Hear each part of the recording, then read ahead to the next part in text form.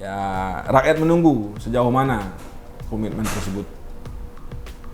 Anies berharap Presiden Jokowi memberikan sanksi terhadap menteri yang tidak berlaku netral. Wali Kota Medan, Bobi Nasution, menilai penampilan Gibran yang merupakan abang iparnya saat debat keempat Cawapres Pemilu 2024 merupakan hal yang wajar.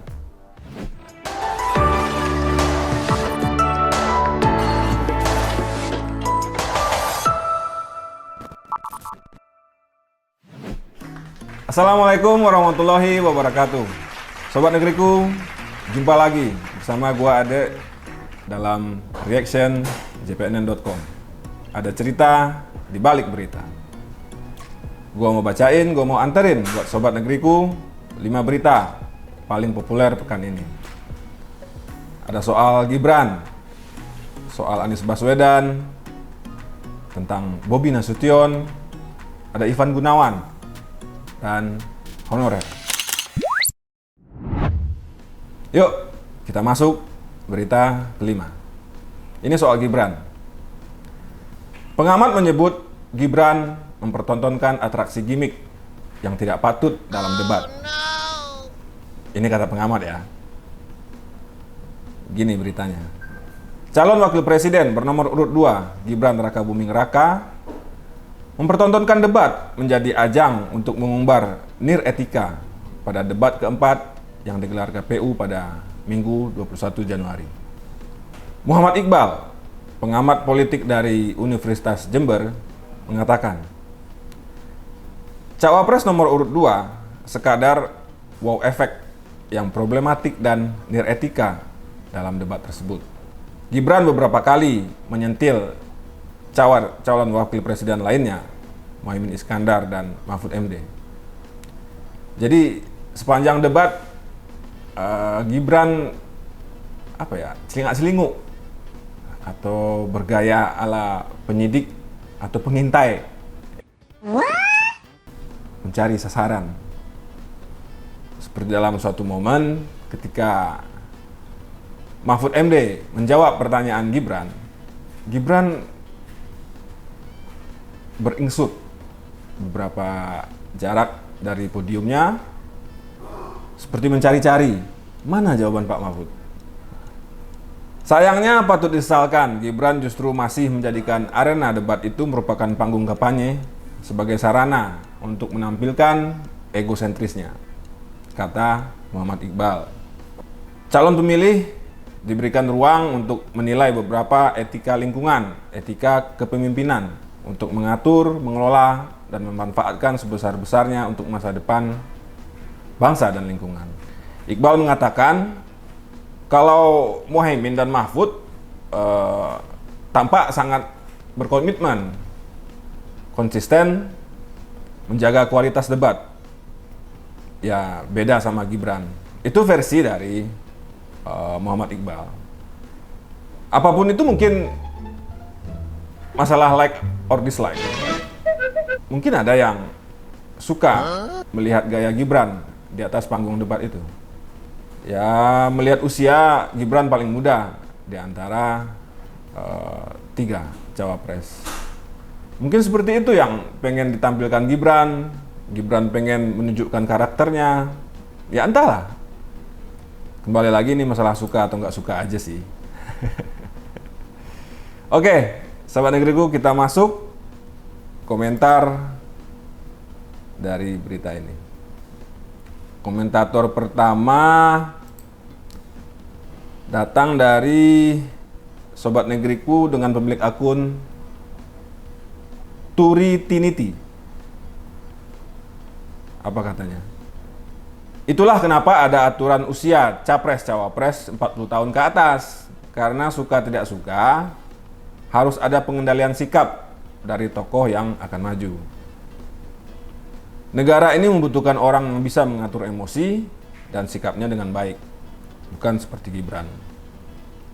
Wah, ini dari komentarnya sepertinya Turi Tiniti datang dari kalangan usia yang sudah bukan di eranya Gibran. Begini, Bisa jadi anak-anak milenial atau Gen Z yang menjadi salah satu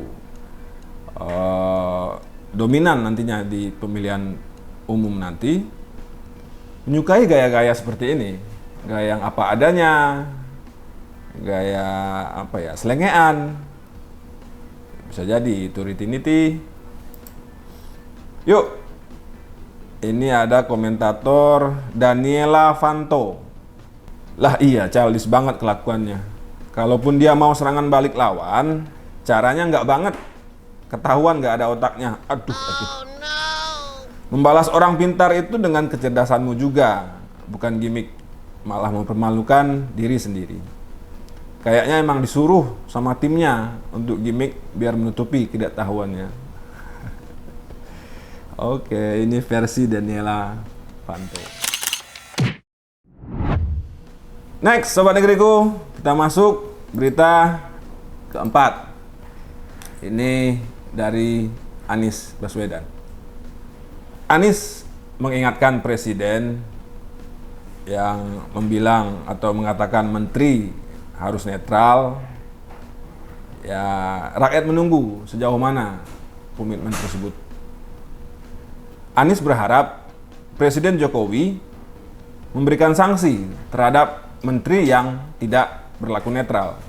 Apa kata Anies? Presiden bilang harus netral, bukan? Ada yang berani menentang perintah itu? Kalau ada yang berani, apakah presiden diam saja? Kalau presiden sudah mengatakan harus netral, janganlah melawan presiden. Itu kata Anies saat kampanye di Gor Parung, Bogor. Ini kayaknya Anies gregetan nih melihat menteri yang pasti bukan dari koalisi dia ya, yang ikut dalam kampanye pasangan lain. Anies melanjutkan, harus ada batasan-batasan yang tidak boleh dilakukan menteri selama penyelenggaraan pemilu. Rakyat ini menunggu, kata Anies.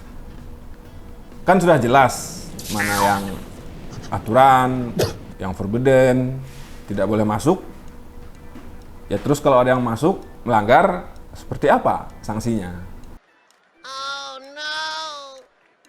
Ini Anies pengen meminta ketegasan dari presiden seperti ini. Oke. Komentar pertama dari pemilik akun Freya. Jangankan menteri, Mas Anies, presiden saja sudah nggak netral sejak anaknya maju menjadi calon wakil presiden. Jadi ya jangan tanya netralitas, semua dengan kepentingan masing-masing. Pak Anies, ini ada benar nih kata Freya. Kalau sudah dekat pemilu, dekat pilpres, ya pasti semua ada kepentingan. Apalagi politikus-politikus, menteri-menteri yang bukan dari kalangan teknokrat, pasti pengen menyelamatkan suara partai dan suara kandidatnya. Begitu. Next, dari komentator Antomut. Apa yang dimut? Semua yang sedang maju di Pilpres seharusnya tahu diri mundur dari jabatan struktural. Prabowo Subianto, Mahfud MD, Gibran, Wakil Ketua DPR. Ya, benar juga sih. Hal ini agar mencegah pemanfaatan fasilitas negara seperti kunker, berbalut, kampanye yang terselubung. Benar juga nih kata Bang Anton. Kalau menteri, walaupun judulnya sudah mengajukan cuti, tapi ya masa nggak ada sepatah dua kata untuk mengajak memilih dia. Oke, Sobat Negeriku, kita masuk berita ketiga. Ini dari menantunya presiden, Bobi Nasution. Bobi membela iparnya, si Mas Gibran, yang dianggap tak sopan saat debat calon wakil presiden. Nih beritanya. Wali Kota Medan, Bobi Nasution menilai penampilan Gibran yang merupakan abang iparnya saat debat keempat Cawapres Pemilu 2024 merupakan hal yang wajar. Giliran kami bertanya, dibilang nggak punya etika, nggak sopan. Giliran kami diserang, kami diam-diam saja, ini kata Bobi. Menurut dia, dalam debat Capres-Cawapres, semua hal bisa terjadi. Bobi mengatakan, tujuan debat kan memberikan kesempatan kepada masyarakat pemilih untuk menilai paslon mana yang visi dan misinya kena di hati. Namanya debat, ya seperti itu versi Bobi. Kalau mau santai-santai, namanya bukan debat, silaturahim. Bener juga nih Bang Bobi ini.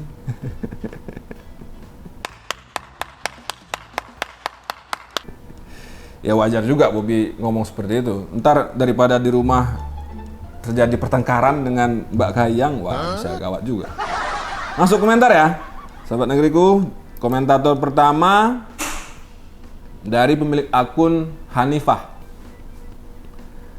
Ketika yang membela juga nggak tahu etika, Bobi lupa dia juga nggak beretika.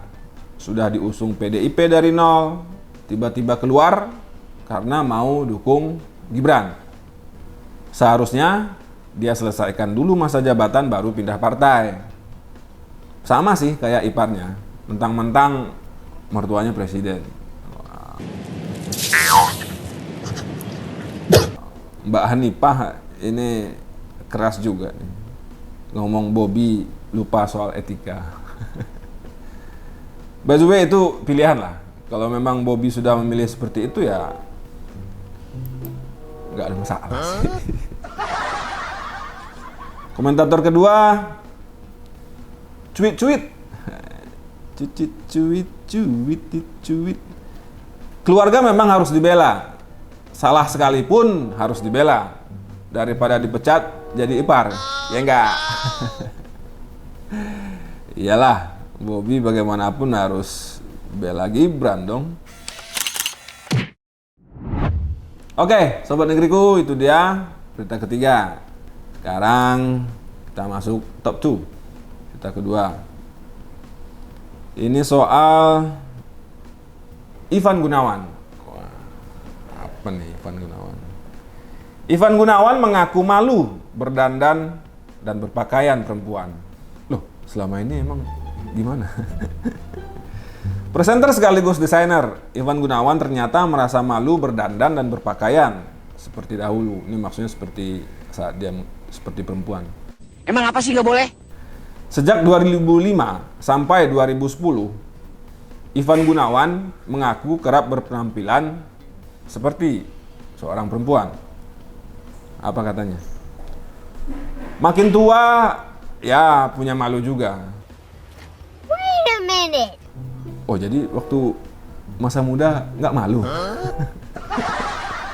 Igun, ini katanya, memberikan sudut pandang mengenai perkembangan gaya dan penampilannya. Menurut Igun, apa yang dia kenakan kala itu sudah mendapat persetujuan dari pihak televisi. Syuting di televisi itu ada produser, wardrobe, kreatif, dan semua yang kami pakai itu sudah ditentukan. Oh, ini Ivan berkilah nih sepertinya nih, sobat negeriku. Ya, sekarang dia memutuskan mungkin mencoba mengubah penampilannya. Apa komentar dari sobat negeriku?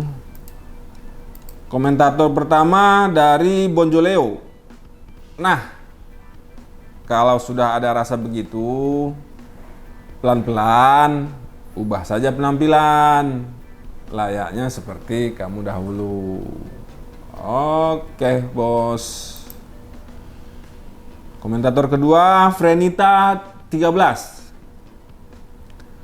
Orang seperti Ivan ini sulit kalau kalian minta berubah dalam sekejap.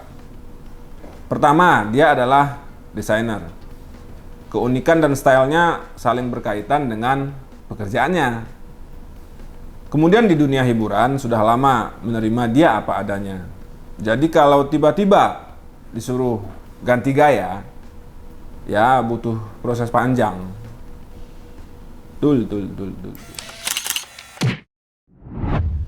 Sobat negeriku, tiba saatnya di berita utama, berita paling populer pekan ini. Ini soal honorer. SE Menpan RB bernomor 1527 dan Undang-Undang ASN kurang sakti. Wah. Ini dari pengurus pusat Perkumpulan Honorer K2 Indonesia, Eko Mardiono. Jadi kata Pak Eko, masuk Pak Eko. SE Menpan RB 1527 dan Undang-Undang ASN itu kurang sakti. Pemda masih nekat merekrut honorer baru, apalagi menjelang pemilu. Dari laporan yang Pak Eko terima, wilayah yang masih menerima honorer baru itu terdapat di sejumlah kabupaten dan kota di Jawa Timur dan DKI Jakarta. Dia menduga akan banyak lagi Pemda yang merekrut honorer baru, apalagi di musim kampanye. Honorer baru ini diterima karena unsur politiknya saja, kata Eko. Surprise. Ini lebih miris karena menerima honorer baru itu honorer lama diberhentikan, termasuk honorer K2. Eko mengatakan bahwa banyak pejabat seperti kepala dinas, lurah merekrut honorer baru dengan menggunakan peraturan kepala daerah seperti peraturan gubernur, peraturan bupati, peraturan wali kota. Wah, ini gawat juga ini. Ya, bertambah puyeng aja, bertambah ribet aja masalah honorer ini. Ketika undang-undangnya sudah ada untuk melarang perekrutan honorer baru, tapi di daerah masih terjadi. Ini mungkin sepertinya pemerintah harus membuat sanksi yang tegas buat yang melanggar aturan. Kalau enggak bakalan selesai-selesai nih. Kayak yang iya aja gue nih. Masuk komentar lah. Ini dari pemilik akun Ruftong Pri. Ya ilah, Pemda kan nggak mau rugi. Soalnya duit anggaran mau dipakai buat korupsi. Wah, ini udah suuzon aja. Komentator kedua Ratnawati. Beginilah kalau nggak ada sanksi tegas. Nah iya, kata gue juga apa. Nggak ada punishment untuk pelanggaran undang-undang. Coba cek alasannya apa. Jangan-jangan ada U di balik B. Sahabat negeriku, itulah 5 berita paling populer di JPNN yang kami sajikan di reaction.jpnn.com. Terima kasih buat Ejer yang masih setia mendukung kami berproduksi. Cobalah sobat negeriku yang hobi camping atau kegiatan-kegiatan outdoor, coba produk Ejer. Sobat negeriku, jangan lupa kasih jempol-jempolnya, like, subscribe, tonton terus reaction.jpnn.com. Akhir kata, gua Ade pamit. Assalamualaikum warahmatullahi wabarakatuh.